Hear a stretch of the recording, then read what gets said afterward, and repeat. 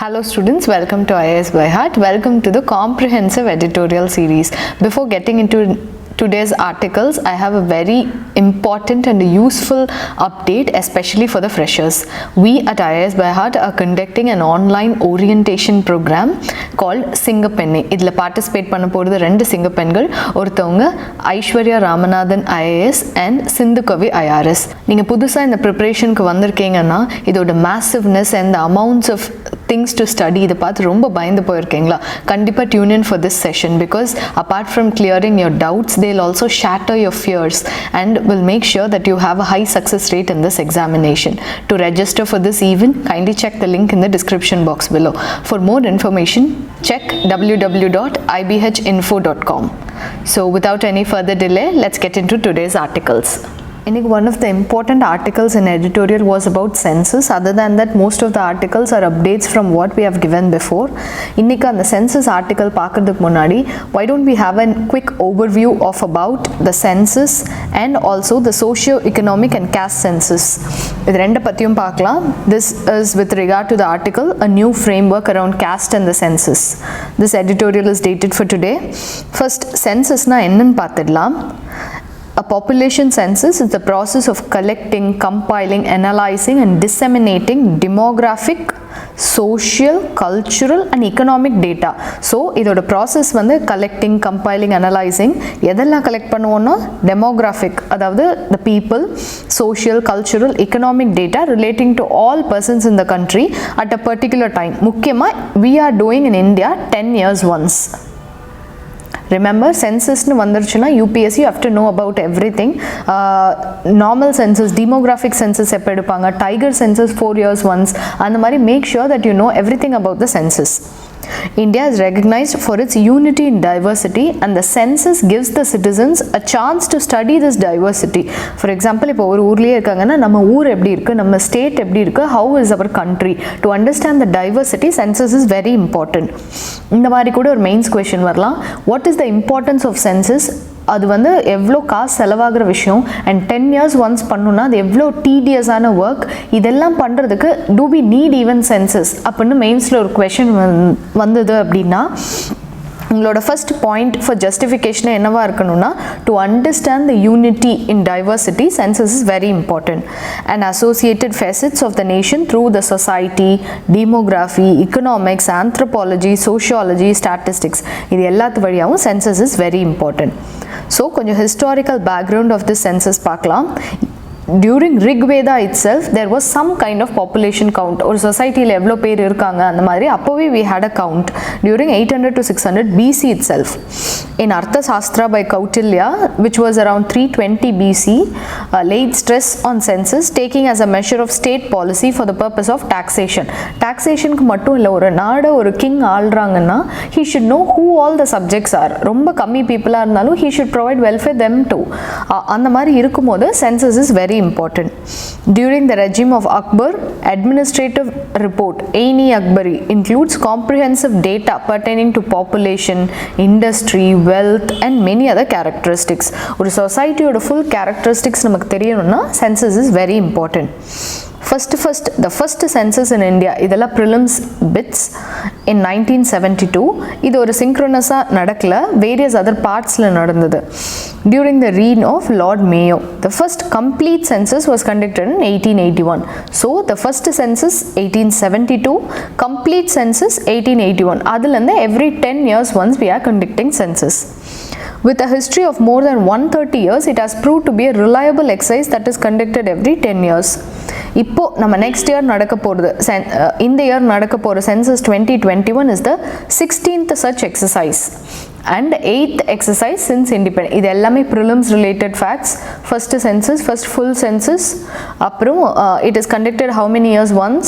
2021 is the 16th such census. சென்சஸாக இருக்கட்டும், socio economic, caste census, இது demographic, அது socio economic, அது ரெண்டுமே they serve different purposes.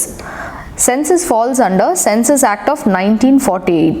Okay, and all data collected are confidential, whereas SECC அப்படி கிடையாது.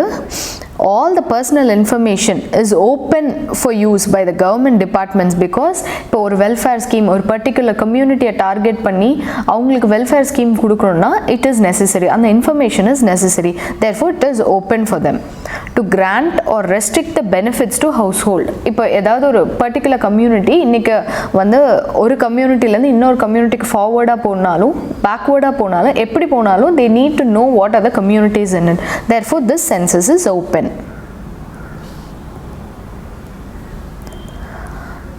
So let's see how census 2021 is different from the previous ones. Census 2021 will be conducted in 18 languages out of the 22 scheduled languages. In the scheduled languages la endha schedule la irukku 8th schedule, remember. Apdiye let's strengthen our static part also under 8th schedule and in English 18 languages plus English, which means English is not in the 22 scheduled languages, while census 2011 was conducted only in 16 languages. Ipa extra or language that was declared in that time. It is for the first time that the data collected digitally via mobile application. Usually ரொம்ப ஹெக்டிக்கா எப்படி இருக்கும், ஒரு notebook இருக்கும், அது அதுக்கு அப்புறமா போய் digitise பண்ணுவாங்க. இப்போல்லாம் அப்படி இல்லை, ஒரு மொபைல் அப்ளிகேஷனில் this is going to be conducted, and this is the first time that is going to be conducted like that. The data collected by enumerator, அதாவது யார் statistics எடுக்கிறாங்களோ, on his or her phone will be registered with census authorities. No document will be required by the citizens. இது நம்ம ரெண்டு விதமாக பார்க்கலாம். ஒன்று digital இந்தியாவோட synchronized move ஆகும் பார்க்கலாம், இன்னொன்று to minimize the use of paper, going friendly with the environment, அப்படியும் இதை பார்க்கலாம். Shown as proof, self declaration will suffice the same. இதுக்கு டாக்குமெண்ட் பெருசாக தேவையில்லை. இப்போ எப்படி விதான் சபா, அதாவது பேப்பர்லெஸ் அசம்பிளி, அந்த மாதிரி we are moving towards a paperless society. Census monitoring and management portal will act as a single source for all officers or official involving the census activity to provide multi-language support. So ஒரு single portalல எல்லா இன்ஃபர்மேஷனும் கொடுத்துறதுனால it will be friendly for both the citizens and the officials who are doing this Himalayan task. The latest census will not collect caste data. இந்த censusல caste data conduct பண்ண போறதில்ல. While SECC was conducted alongside 2011 censusல caste data simultaneously collect பண்ணாங்க. This time this will not be made. Remember SECC 2021 la collect பண்ண அந்த caste census data இன்னுமே half of the data is yet to be made public. The first time that information of households headed by a person from the community and the members living in the family will be collected. In the family la transgender head of the family are going, that will also be collected. Earlier there was a column for male and female only. இத கூட நீங்க GS1 society ல எழுதலாம். Census ல கூட we are trying to become more inclusive of a society. முன்னாடி male female binary அப்படி இருந்தது. Now transgenders are also included.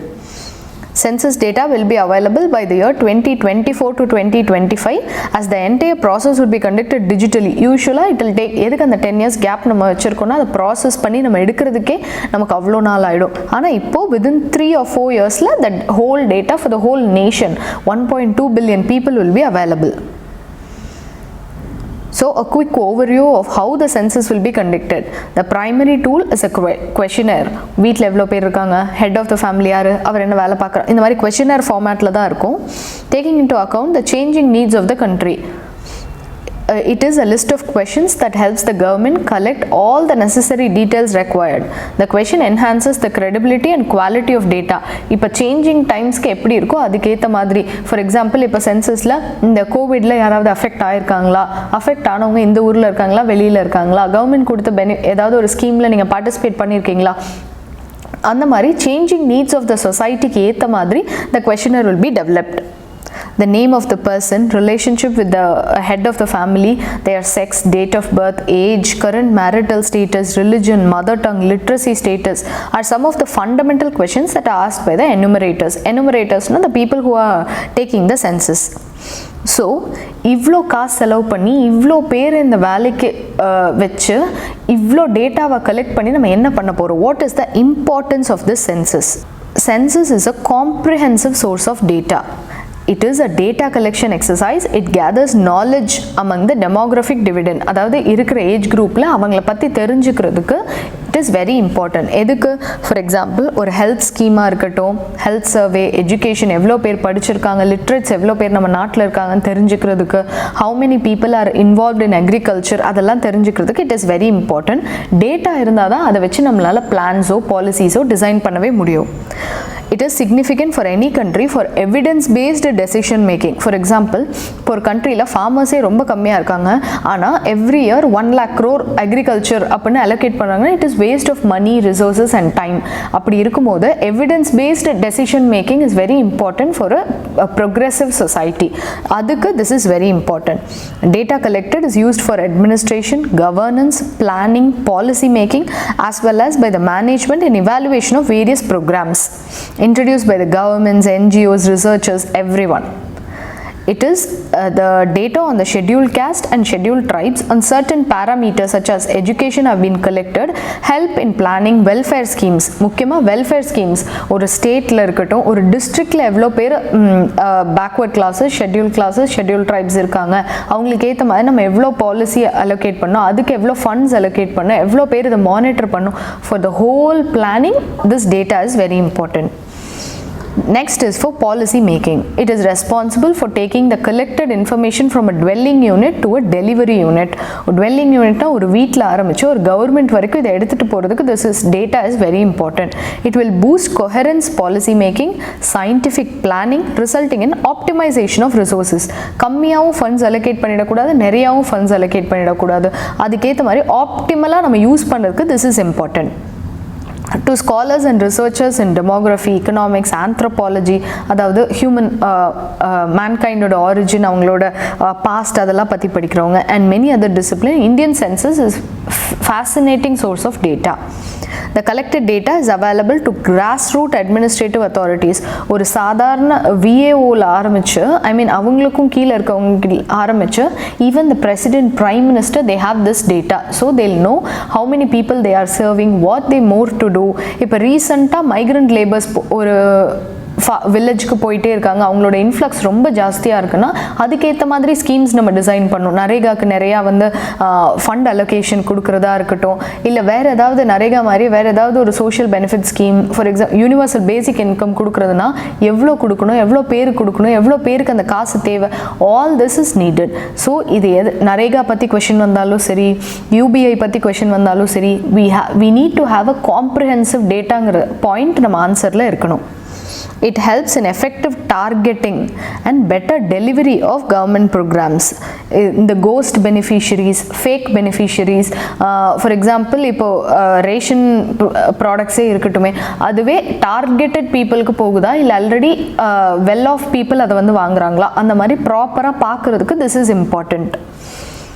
Its inclusion of broader caste information to capture contemporary Indian society and other remedy inequalities. முதல்ல ஒரு இப்போ for example ஒரு டிஸ்ட்ரிக்டில் ஒரு லொக்கேஷனில் ஒரு சிங்கிள் கம்யூனிட்டியே டாமினேட்டடாக இருக்குன்னா மீதி கம்யூனிட்டி ஆர் மார்ஜினலைஸ்ட், அவங்க ரொம்ப கம்மி பாப்புலேஷனில் இருக்காங்கன்னா அதே ஃபேஸிங் எனி பர்சிக்யூஷன், த்ரெட், அதெல்லாம் நம்ம அனலைஸ் பண்ணுறதுக்கும் இதை ஹெல்ப் பண்ணும்.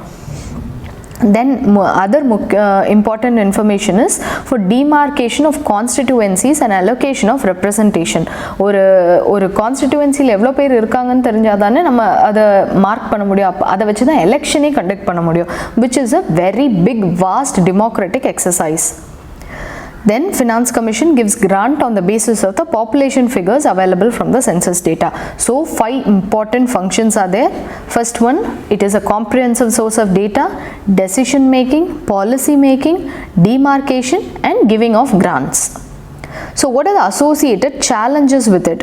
To begin with, first one, நமக்கே தெரியும், errors. இது human kind பண்ற exercise. பொய் சொல்கிறவங்க மாற்றி சொல்லிட்டாங்கன்னா அந்த ஃபேக்ட்ஸ் செக் பண்ண முடியாது. ஒரு பர்சன் டு பர்சன் இன்ட்ராக்ஷனால் இப்போ சென்சஸ் எடுக்கிற ஆஃபீஸர் வராங்க, நம்ம வீடு பூட்டி இருக்குன்னா வாட் வில் தே டூ, ஒரு 3 நாள் வராங்க, வீடு பூட்டி இருக்குன்னா இட் வில் ஸ்கிப். இந்த மாதிரி சின்ன எரர்ஸில் ஆரம்பித்து பெரிய பெரிய எரர்ஸ், ஒரு சின்ன careless mistake. So it is highly prone to error. 2 types of error, ஒன்று கண்டென்ட் எரர், இன்னொன்று கவரேஜ் எரர். கண்டென்ட் எரர்னால் நம்ம கொடுத்துருக்க வேல்யூஸில் ப்ராப்ளம் வருது. கவரேஜ் எரர்னால் ஒரு ஏரியாவை கவர் பண்ணுறதுல வர்ற problem. It should be minimised. People should be considered as a mere head count it should not be considered as a mere head count but citizens living in a certain area with basic rights. Therefore accurate data collection with minimal exclusion should be focused upon. அதாவது எல்லா ஏரியாஸும் should be covered. Furnishing of false information due to fear of losing intended benefits. அதாவது இவங்க எதுக்கு கேட்குறாங்கன்னு தெரியாமல் நம்ம கம்மியாக சொல்லணுமா அதிகமாக சொல்லணுமான்னு உண்மையை மறைச்சு சொல்கிறதுனால false data or falsification of data. Fear of losing citizenship, முக்கியமாக நார்த் ஈஸ்ட்லலாம் போய் இந்த மாதிரி திடீர்னு சென்சஸ்க்காக தான் எடுக்கிறோன்னா அவங்க என்ஆர்சிக்காக எடுக்கிறாங்களா, நம்மளை இந்த ஊரை விட்டு போகணும்னு சொல்லிடுவாங்களோ, அந்த மாதிரி இல்லிட்ரேட் பீப்புள் கிட்ட இந்த மாதிரி ஒரு ஃபியரோ பயஸோ இருக்க நிறைய சான்சஸ் இருக்குது. Lack of education, people fabricate and tend to provide false information. For example, people had apprehensions about data collection of children not going to school and many a times they did not answer the survey questions. இவங்க எதுக்கு கேட்குறாங்க, ஒரு வேளை ஸ்கூல்லேருந்து ஆள் அனுப்பியிருப்பாங்களோ, நம்ம பையன் ஸ்கூலுக்கு போகலன்னு அப்படின்னு பயந்துட்டு இல்லைங்க ஸ்கூலுக்கு போயிட்டு தாங்க இருக்கான், அவன் தாங்க கிளம்பி போகிறான் டெய்லி, அப்படிலாம் ஃபால்ஸ் இன்ஃபர்மேஷன் கொடுக்கறதுனால நமக்கு ட்ராப் அவுட் ரேஷியோ அதிலேருந்து அஃபெக்ட் ஆகலாம், லிட்ரஸி ரேட் அஃபெக்ட் ஆகலாம். அந்த மாதிரி அந்த ஏரியாவில் எம்ப்ளாயபிள் பீப்புள் எவ்வளோ பேர் இருக்காங்கன்னு ஃபைனலாக நம்ம கால்குலேட் பண்ண ஒரு சின்ன error will lead to lot of big errors. Kerala CM urged the people to acknowledge true information and take the census exercise seriously. அந்த மாதிரி every state CM should do this. இன்னொரு முக்கியமான விஷயம் financial aspect. Huge expenditure is incurred by the government in conducting this exercise. Because அந்த exercise conduct பண்ணுறவங்களுக்கு pay பண்ணணும், அதுக்கப்புறம் compile பண்ணுறவங்களுக்கு பே பண்ணணும், அப்புறம் many departments has to work on this for publishing this information. முக்கியமான விஷயம் expenditure. Next, security. The move towards digital mode of collecting data is a step forward. 2021 it will be conducted digitally. However, the security of the data being collected, this is a very big question. அதுக்கேற்ற அளவுக்கு adequate backup mechanism நம்மக்கிட்ட இருக்கா அப்படிங்கிறதும் ஒரு problem. Mistrust and fear and misuse of data should be minimized and mitigated. Abuse of data, அதே மாதிரி நம்ம டேட்டாவை யூஸ் பண்ணி வேறு யாரும், because data is the new oil, அப்படி இருக்கும்போது நம்ம டேட்டா மிஸ்யூஸ் அண்ட் அப்யூஸும் ஆகிடக்கூடாது. Availability of data with regional authorities has the potential for abuse as the concerned authority has access to everything about a particular family etc. அவங்களோட ownership என்ன, caste, financial aspects என்ன, அவங்க என்ன வேலை பார்க்குறாங்க, அவங்க லைஃப் ஸ்டைல் எப்படி இருக்கும்னு கிட்டத்தட்ட ஒரு ஃபேமிலி பற்றி ஃபுல் டீட்டெயில்ஸ் இருக்கும்போது we should make sure that it is not abused.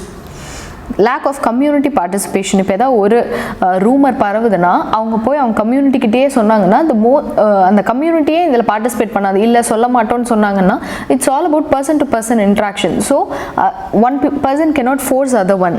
அதனால என்ன ஆகும், there will be falsification or missing of data. Therefore, the enumerator should be properly trained to collect the precise and accurate data. Census not quite useful enough for detailed and comprehensive understanding of a complex society. இதெல்லாம் வச்சு ஒரு society, அந்த சொசைட்டியில் இருக்க பழக்க வழக்கம், யார் மேலே யார் கீழேன்னு எப்படி நினைக்கிறாங்க, எப்படி இந்த இன்இக்வாலிட்டிஸ் வருது, இதை வச்செல்லாம் நம்மளால் இதெல்லாம் அண்டர்ஸ்டாண்ட் பண்ணிக்க முடியாது unless until we get into the data collection in person. Okay, census is the discussion around caste and its enumeration has been controversial. It may be discriminatory and divide the society. Therefore, we should make sure என்ன பண்ணணும், இந்த census data வச்சு அந்த caste data வெளியில் போகுதா, அதனால if anybody is being discriminated, அதெல்லாம் we should make sure. The large administrative exercise of capturing caste and its complexity is not only difficult but socially untenable and may give false figures. So, அதுவும் casteங்கிறது நம்ம சொசைட்டியில் ரொம்ப deep ரூட்டடான ஒரு விஷயம். அதை நம்மளால் overcome பண்ண முடியுமா இதில் வச்சு அப்படின்றத நம்ம யோசிக்கணும். Nearly a decade after SECC, for instance, a sizable amount of data remains unreleased. While the census authorities present documents on methodology as a part of the policy of transparency, there needs to be closer and continuous engagement. இதை வச்சு நம்ம எதுவும் பண்ண போகிறதில்ல. அந்த இப்போ ஒருவேளை நம்ம டேட்டா கலெக்ட் பண்ணணும்னா அது வேகமாக ப்ராசஸ் பண்ணணும், அதுக்கு என்னென்ன ஸ்டெப்ஸ் எல்லாம் எடுக்கணும், the government should make sure. Other than this, what are the main concerns? Disingenuous to ignore the emotive element. இது ரா டேட்டா மட்டும்தான் கலெக்ட் பண்ணும். இப்போ யாரோ ஒருத்தவங்க சொசைட்டியில் ப்ராப்ளம் ஃபேஸ் பண்ணுறாங்க, கேஸ்டாக இருக்கட்டும், ஆனர் கில்லிங், ஏதோ ஒரு ப்ராப்ளம், அதெல்லாம் வந்து இதில் கவர் ஆகாது. It is mere compilation of raw facts. There have been concerns that counting caste may help solidify or harden the identities. ஒரு கவர்மெண்ட் டாக்குமெண்ட்லேயே இவ்வளோ கேஸ்ட் இவங்கன்னு நம்ம அதை அக்னாலேஜ் பண்ணிட்டோம்னா அந்த கேஸ்ட்டுங்கிறது இன்னும் டீப் ரூட்டடாக சொசைட்டியில் போய் அந்த ஐடென்டிட்டி ரொம்ப ஸ்ட்ராங் ஆகிடுமா, அது நம்மளால் கடைசி வரைக்கும் அழிக்கவே முடியாமல் போயிடுச்சுன்னா என்ன பண்ணுறது? That is another main concern. It may be context specific and thus difficult to measure. The question over whether an institution such as caste can even be captured completely by the census தெரியாது. நீங்கள் சொல்லும் போது அவங்க வேற ஒரு enumerator கேட்கும் போது அவங்க வேற caste சொல்லிட்டாங்கன்னா how will you verify it? No other way. So, whether the SECC is taken into account the nuances that shape the caste and simultaneously the way in which the caste shapes everyday life. இதெல்லாம் அதில் cover ஆகாது. எவ்வளோ பேர் இந்த Castell இருக்காங்க, அவங்க இந்த Castell இருக்கிறதுனால ஏதாவது ப்ராப்ளம் ஃபேஸ் பண்ணாங்களா, இல்லை அப்பர் கேஸ்ட்டில் இருக்கிறதுனால அவங்க வேறு ஏதாவது அட்வான்டேஜஸ் ஃபேஸ் பண்ணுறாங்களா, இதெல்லாம் இதில் கவர் ஆகாது. It provides a portrait of the Indian population while SEC is a tool to identify the beneficiaries. ஒரு சென்சஸில் யாரெல்லாம் இந்தியன் பாப்புலேஷன் எவ்வளோ பேர் இருக்காங்கன்னு நம்ம தெரிஞ்சுக்கலாம். சோஷியோ எக்கனாமிக் கேஸ்ட் சென்சஸில் யாருக்கெல்லாம் இன்னும் சப்போர்ட் தேவைப்படுது கவர்மெண்ட் சைட்லேருந்து, இதுதான் இது ரெண்டுக்கும் உண்டான டிஃப்ரென்ஸ், இதுதான் இது ரெண்டோட யூஸ்னு சொல்லலாம். Use of CC census and SECC. So before getting into the way forward or remedial measures, let me tell you clearly what is socio-economic caste census. It was commissioned by the government in 2011 to canvass every household, both in urban and in rural, to ascertain their socio-economic status. அதாவது what is their social status, அதாவது what status they have in the society, and both their financial or economic status, to allow both the central and state government to define poverty and take steps to eliminate various type of deprivation. ஃபுட்டில் ஆரம்பிச்சு அவங்க socially marginalise படுறாங்களான்ற வரைக்கும் all these data collect பண்ணுறதுக்கு தான் in 2011 this was conducted. It was a mega project conducted jointly by 3 ministries: Rural Development, Ministry of Housing, Urban Development, and Ministry of Home Affairs.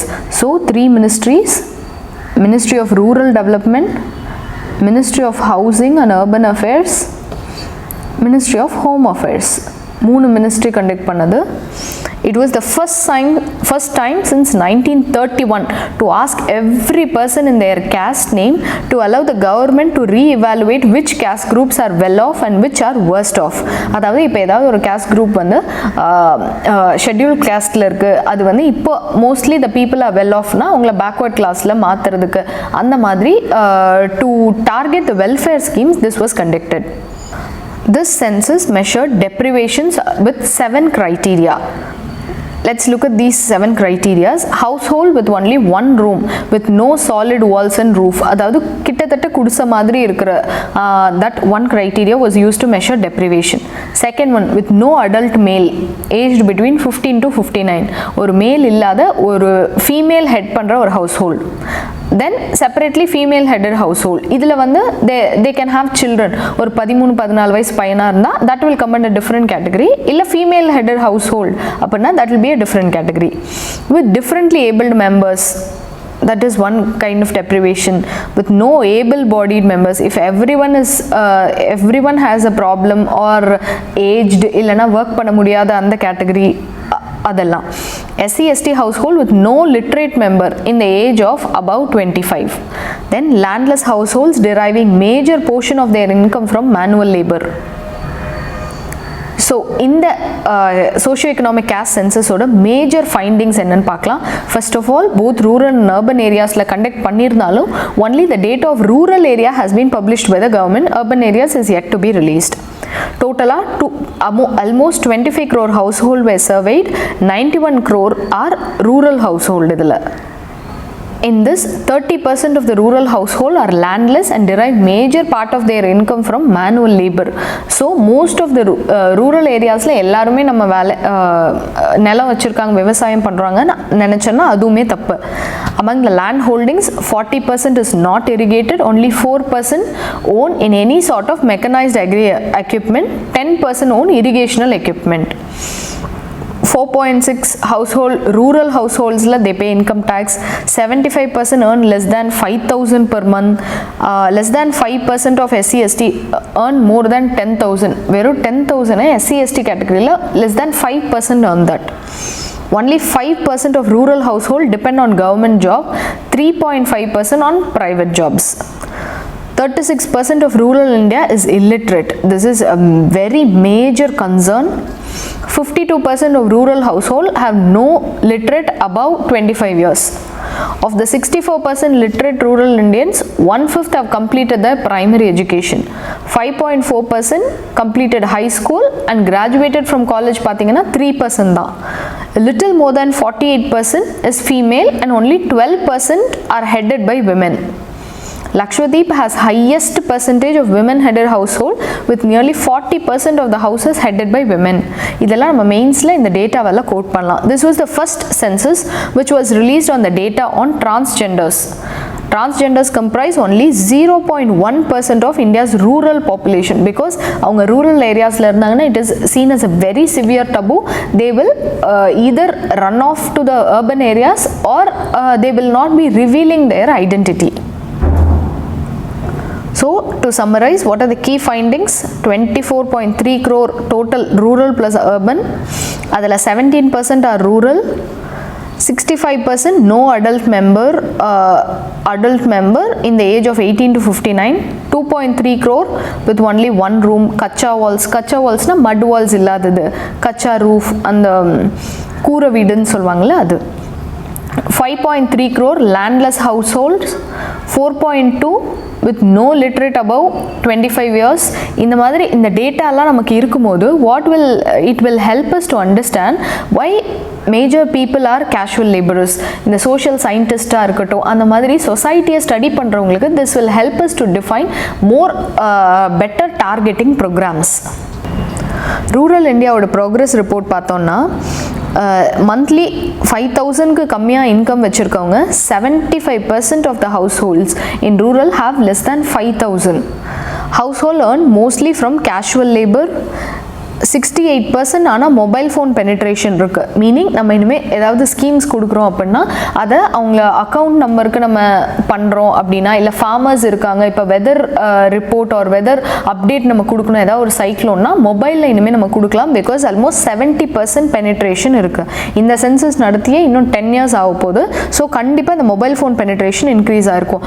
So mobile ஃபோனில் சிட்டிசனை நம்ம inform பண்ணலாம், அதுக்கேற்ற மாதிரி நம்ம வந்து programs design பண்ணலாம். Government can come to a conclusion. Almost 60% household are deprived in some way or other. 35% of rural population is illiterate. 30% depend on agriculture. So இன்னமும் rural Indiaல 30%, almost 1/3 depend on agriculture. 56% do not own any land. And 5% pay income tax or professional tax. இதை வச்சு நம்ம rural இந்தியாவோட ஒரு பிக்சரை நம்ம கொண்டு வரலாம். இதை வச்சு the government can design schemes. Universal basic income கொடுத்தா நம்ம எவ்வளோ பேருக்கு கொடுக்கணும், எவ்வளோ பேருக்கு எவ்வளோ தேவைப்படும், பாவர்ட்டி லைனுக்கு மேலே எவ்வளோ பேர் இருக்காங்க, கீழே எவ்வளோ பேர் இருக்காங்க, மிடில் கிளாஸ் எவ்வளோ பேர், அந்த மாதிரி the government can design. Community wise பார்த்தோம் அப்படின்னா டோட்டல் ஹவுஸ் ஹோல்ட்ஸ் எவ்வளோ, அதில் எஸ்சி எஸ்டி ஹவுஸ் ஹோல்டு எவ்வளோ பேர் இருக்காங்க, அதில் who own motor vehicles, who own a decent house, fridge எவ்வளோ பேர்கிட்ட. ஃபார் எக்ஸாம்பிள் எஸ்டிஸ் எடுத்துக்கிட்டிங்கன்னா only 3% of the total household have refrigerator. அப்படி இருக்கும்போது we can understand இவங்களோட பாவர்ட்டி ஆர் எக்கனாமிக் சுச்சுவேஷன் எப்படி இருக்குது. To understand that this was very important. இப்போ major drawbacks of SECC என்னன்னு பார்த்தோம்னா it was conducted both in rural and urban, but the government released only the rural data. It collates data regarding the caste of the people. This information faces the danger of being misused. ரொம்ப sensitive information நம்ம collect பண்ணுறதே கஷ்டமான விஷயம் because people won't reveal it. அப்படி collect பண்ணாலும் அதை misuse R அப்யூஸ்லேருந்து protect பண்ணுறது is another very serious concern.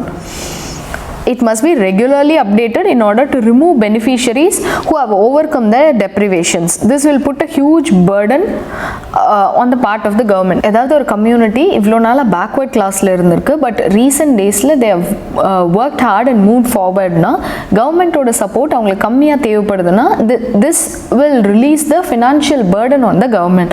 So அதுக்கு இல்லாமல் this is very important. So இதோட ட்ராபேக்ஸ் பார்த்தாச்சு, சென்சஸோட ட்ராபேக்ஸ் பார்த்தாச்சு. What are the remedial measures? First one capacity building. அந்த சென்சஸ் கலெக்ட் பண்ணுற எனுமரேட்டர்ஸை நம்ம ப்ராப்பராக ட்ரெயின் பண்ணாலே they can overcome large problems. They should also be well paid. அப்போ தான் வந்து அவங்க ஒரு மோட்டிவேஷன் இருக்கும். Because this is highly tedious task. ஒவ்வொரு வீடாக ஒரு தெருவில் 20 வீடு இருக்குன்னா ஒவ்வொரு வீடும் 2 ஃப்ளோர் இருக்குன்னா 40 வீடு 60 வீடு அவங்க இன்னைக்கு ஒரு நாளைக்கு அவங்க பண்ணணும்னா they should be motivated financially to do the task. To keep them motivated as they are focal point of data collection, ensuring data accuracy. இதில் ஏதாவது அவங்களுக்குள்ள grievances, aggrieved enumerator இருந்தான்னா ஃபைனலாக அந்த டேட்டா குவாலிட்டியில் தான் காம்ப்ரமைஸ் நடக்கும். So that should not be done. A conducive, safe and secure environment. அதுவும் இப்போ கோவிட் ப்ராப்ளம்ஸ் எல்லாம் வந்ததுனால they should make sure that they are properly distant. அவங்க ஹெல்த்தில் காம்ப்ரமைஸ் ஆகக்கூடாது. இந்த வேலையை பார்த்தே ஆகணும், நம்ம அவங்கள பேர்டனும் பண்ணக்கூடாது. Strengthening the data quality, this can be done by minimizing the coverage error and the content error. By increasing the list of questions. ரொம்ப வேகு questions. நீங்கள் எந்த கேஸ்ட்டுன்னு கேட்குறதுக்கு பதிலாக நீங்கள் ஓபிசியா இல்லை வேறு கேஸ்ட்டா அந்த மாதிரி ரொம்ப வேகு questions இல்லாமல் டார்கெட்டட் questions கேட்டோன்னா நமக்கு அந்த டேட்டாவை இன்னுமே கலெக்ட் பண்ணி அதை ப்ராசஸ் பண்ணுறதுக்கு ஈஸியாக இருக்கும். It will help in changing the discourse of the government program implementation. Organizing campaigns, launching of publicity campaigns in order to make people aware about the importance of census in their life should be organized. Relevant community political and religious leaders, college students spread awareness and educate people. That is the very important thing. The government needs to create a mass media campaign through print and electronic media to allay the fears and doubts haunting the minds of the people. Census operation across the world are going through significant changes, employing methods that are precise, faster, cost effective. நம்ம ஒவ்வொரு ஆளா அனுப்புறதுக்கு பதிலாக என்ன பண்ணலாம்? இப்போ for example in various countries robots are taking census. இவ்வளோ டீடியஸான task ஹியூமன்னா they'll face fatigue at one point of time or other. அப்படி இருக்கும்போது how can we use technology to complete this process? அந்த மாதிரி various other changes are going across the world. Care must however be taken that the digital alternatives are inclusive, non-discriminatory, especially given the sensitive of nature of data being collected. Sometimes it is very personal data. Caste and all is a very personal data. அது நம்ம collect பண்ணுவோம். We should make sure we are not hurting the feelings of the people. Integrated approach should be flown for, because census is the largest single source of statistical information in India. Ado ivlo vast population ku this is very important. Different characteristics of the people understand pandradhukku this is essential. It is sacred democratic exercise. To follow an integrated approach should be the aim of all involved stakeholders to conduct the exercise in hassle-free manner. These reforms are essential to ensure that the census exercise is able to fulfill its constitutional policy and statistical obligation to clear the ground for debates and future census in the digital era. So, census related உங்களுக்கு ஒரு 10 mark question வந்தாலும் சரி, ஒரு 20 mark question வந்தாலும் சரி, I've given you the enough points to write in it. What is the importance?